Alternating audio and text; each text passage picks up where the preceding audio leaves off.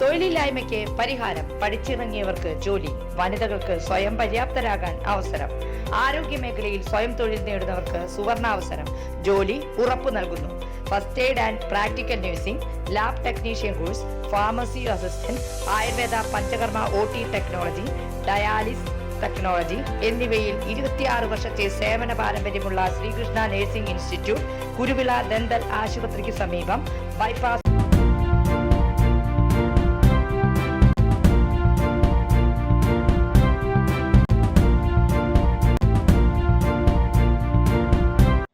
നമസ്കാരം, എനിടൈം ന്യൂസിലേക്ക് സ്വാഗതം. ലഭ്യമാക്കിയതിനാൽ യുവാവിന്റെ ജീവൻ രക്ഷപ്പെട്ടു. ആക്രമണത്തിൽ ഗുരുതരമായി പരുക്കേറ്റ പാമ്പ് ചത്തു. രജോലിയിലാണ് സംഭവം. റെയിൽവേ ജീവനക്കാരനായ സന്തോഷ് ട്രെയിനിൽ കിടന്ന് ഉറങ്ങവെയാണ് അപകടമുണ്ടായത്. പാമ്പിന്റെ കടിയേറ്റ് ഉണർന്ന ഉടനെ സന്തോഷ് പാമ്പിനെ 2 തവണ തിരിച്ചു കടിച്ചാൽ ജീവൻ രക്ഷിക്കാനാകുമെന്നും അതോടെ വിഷം പാമ്പിന്റെ ദേഹത്തേക്ക് തന്നെ തിരിച്ചു പോകുമെന്നും വിശ്വസിക്കുന്നതിന്റെ ഭാഗമായാണ് സന്തോഷ് പാമ്പിനെ തിരിച്ചു കടിച്ചത്. സന്തോഷിനെ ഉടൻ തന്നെ സഹപ്രവർത്തകർ ചേർന്ന് രജോലിയിലെ ആശുപത്രിയിൽ പ്രവേശിപ്പിച്ച് ചികിത്സ ലഭ്യമാക്കി. ഏതിനം പാമ്പാണ് കടിച്ചതെന്ന് വ്യക്തമല്ല. News desk, anytime news.